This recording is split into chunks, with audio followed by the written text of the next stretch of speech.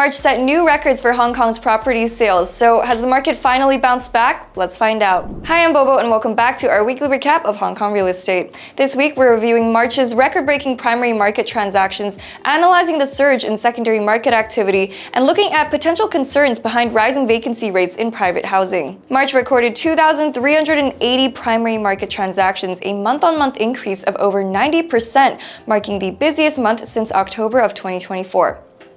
The transaction value exceeded 17 billion Hong Kong dollars, up more than 60% from the previous month. The most successful project was Yoho West Parkside in Tin Shui Wai, which held 4 rounds of sales and sold around 500 units, accounting for 20% of the overall market total. Following closely was Mont and Tai Po, both its first and second phases, which sold around 410 units through multiple sales rounds. 8 Southpark and Kowloon City also achieved notable results with about 250 units sold. Meanwhile, recent weekend sales highlight the influence of new launches on transaction activity. For example, over the weekend before April, the primary market recorded around 170 transactions, a 1.8-time increase from the previous weekend. This was largely driven by Mont's Phase 2 project, which launched 128 units and sold 77 over 2 days, contributing 45% of the total weekend transactions. Other contributors included High Park's Phase 1 in Hung Shui Q, which sold 28 units, and Uptown East in Kowloon Bay, which recorded 3 transactions. Looking ahead, Mont's Phase 2 project will hold another round of sales tomorrow, offering 158 units at discounted prices ranging from 2.67 million Hong Kong dollars to 9.7 million dollars.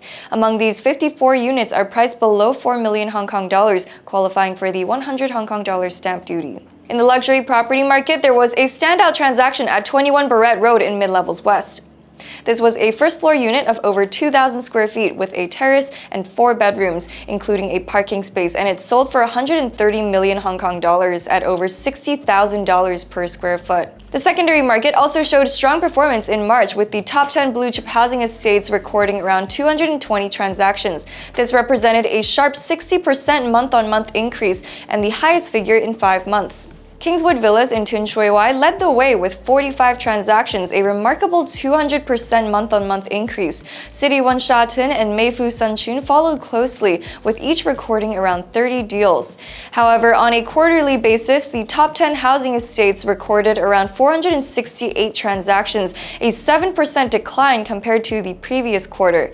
Looking at the estates with the highest transaction volumes, the secondary market activity seems to be focused on more affordable units, with buyers specifically targeting properties eligible for the 100 Hong Kong dollar stamp duty. For example, at Kingswood Villas, a low-floor 3-bedroom unit of 551 square feet recently sold for 3.95 million Hong Kong dollars. The original owner purchased it in 2017 for 4.3 million dollars, resulting in a loss of $350,000.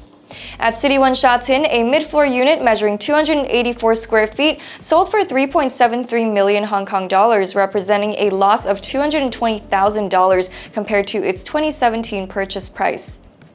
Similarly, in Tsuen Wan Center, a 2-bedroom unit of 425 square feet sold for 3.75 million Hong Kong dollars, resulting in a $1.11 million loss compared to its 2019 purchase price. According to the Rating and Valuation Department, private housing completions and vacancy rates both reached record highs in 2024.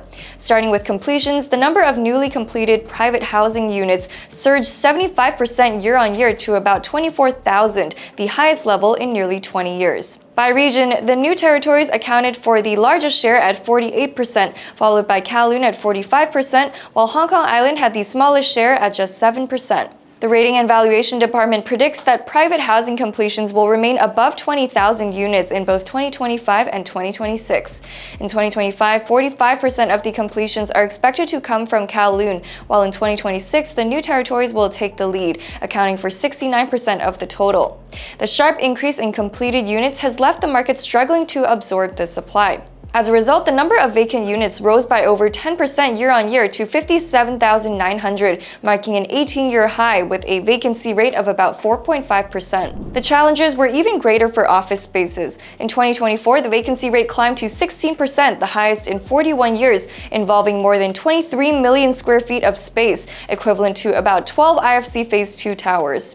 Among office spaces, Grade A offices recorded the highest vacancy rate at over 17%, while Grade B and Grade C offices reported rates of 15% and 11% respectively.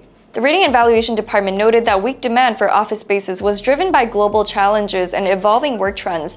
As a result, office transactions in 2024 declined by 7%, while rents dropped by 5%. For more information on the secondhand market, stay till the end of this video for this week's recap of secondhand transactions across each district. That's all for this episode. See you in the next.